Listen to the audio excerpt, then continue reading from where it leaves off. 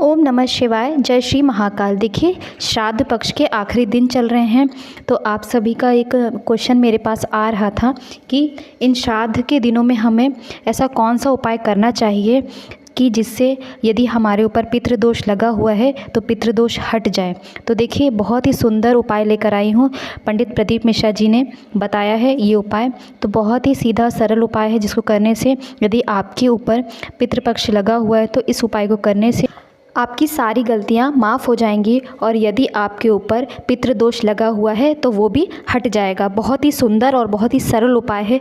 इसे पंडित प्रदीप मिश्रा जी ने बताया है कि यदि आप आखिरी दिनों में किसी भी दिन, यानी जो एकादशी है, एकादशी के बाद अमावस तक के बीच में यदि आप इस उपाय को करते हैं तो आखिरी दिनों में पितृपक्ष जाते जो पितृ हैं आपको आशीर्वाद ज़रूर देकर जाएंगे और आपके ऊपर से पितृदोष समाप्त होगा। तो देखिए, सबसे पहले तो एक कॉपी और पेन ले लीजिए और नोट कर लीजिए सभी चीज़ें जो मैं बता रही हूँ, क्योंकि एक भी चीज़ आप भूलें नहीं, कोई गलती ना हो, इसलिए पहले ही आप चाहें तो सब चीज़ें लिख सकते हैं। तो सबसे पहले इस उपाय को करने के लिए आपको लेना होगा दीपक। तो देखिए, अब आप पूछेंगे कि हमें दीपक लेना है तो किस चीज़ का, आटे का लेना है या मिट्टी का लेना है या स्टील का लेना है या पीतल का लेना है। तो आपको मिट्टी का एक दीपक लेना है, तो सिर्फ एक दीपक लेना है। दीपक लेने के बाद अब आप ये सोचेंगे कि हमें बाती कौन सी लेनी है। तो देखिए, बाती की आप बात समझ लें कि आपको बाती गोल बाती नहीं लेनी है, आपको लेनी है लंबी बाती। देखिए, इस प्रकार से जो आपको बाती दिख रही है, इसी प्रकार से आपको लंबी बाती लेनी है। इसके बाद आपको लेना है जो तेल लेना है आपको, सरसों का तेल। सरसों के तेल से ही आपको प्रज्वलित करना है। तो देखिए, जब आप प्रज्वलित करेंगे तो आपको जो दिया लेना है वो चौमुखी दिया लेना है। मतलब आपको मिट्टी का तो दिया लेना है, लेकिन जो दिया लेना है वो उसके 4 मुँह हों। इस प्रकार से आपको चौमुखी दिया लेना है। चौमुखी यानी जिसके 4 मुख हों, है ना। तो इस प्रकार से आपको चौमुखी दीपक ले लेना है और प्रज्वलित करना है आपको सरसों के तेल से। और ऐसा तेल जो जूठा ना हो, कहीं से स्वच्छता का आप विशेष ध्यान रखें, क्योंकि पूर्वज फिर नाराज़ हो जाते हैं।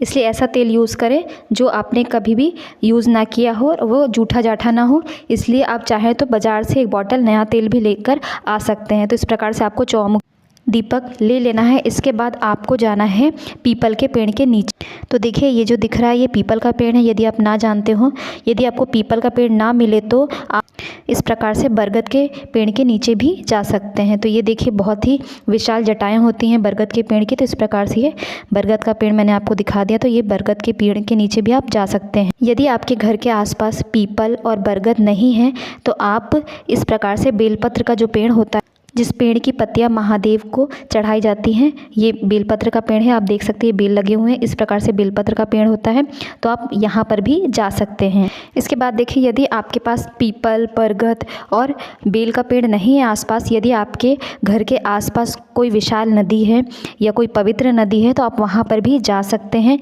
वहाँ के तट पर आप बैठकर ये पूजा कर सकते हैं।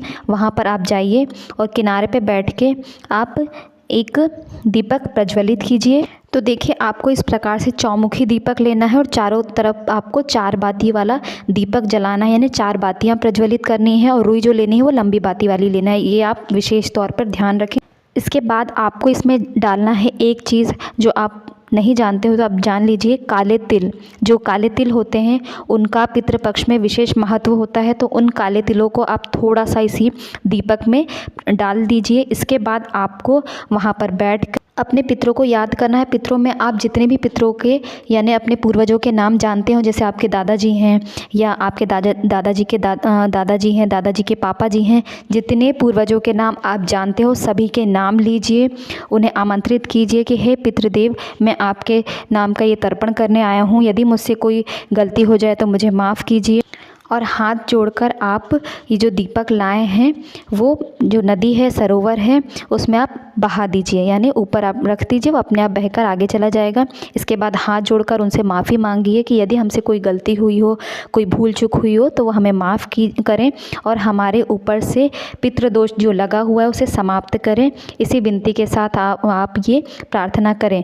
इसके बाद यदि आप घर से कुछ भोग लगाने के लिए लाए हैं, जैसे कुछ मीठा, खीर वगैरह, पूड़ी वगैरह, इस दिन हो सके तो आप जो पूजा करें उस टाइम आप जो गुलगुले होते हैं वो 5 या 7, इसके अलावा जो बड़े बनते हैं ना जो उड़द के दाल के, वो भी आप ज़रूर भोग प्रसाद में चढ़ाइए पितरों के नाम से। इसके बाद भोग प्रसाद चढ़ाने के बाद अपने सीधे हाथ में आपको थोड़ा सा जल लेकर 3 बार वार देना, यानी घुमाकर एक जगह, जैसे जल हम समर्पित करते हैं ना उसी प्रकार से आपको 3 बार घुमाकर वार देना है। इसके बाद हाथ जोड़कर विनती करनी है, हे पितृदेव, हे हमारे पितृ, आप सभी आइए और आमंत्रित हैं, इस भोग को स्वीकार कीजिए और यदि हमसे कोई गलती हो तो माफ़ कीजिए और हमें अपना आशीर्वाद प्रदान कीजिए। इस प्रकार से विनती करने के बाद आपको वापस मुड़कर नहीं देखना और सीधे अपने घर की ओर चले आना।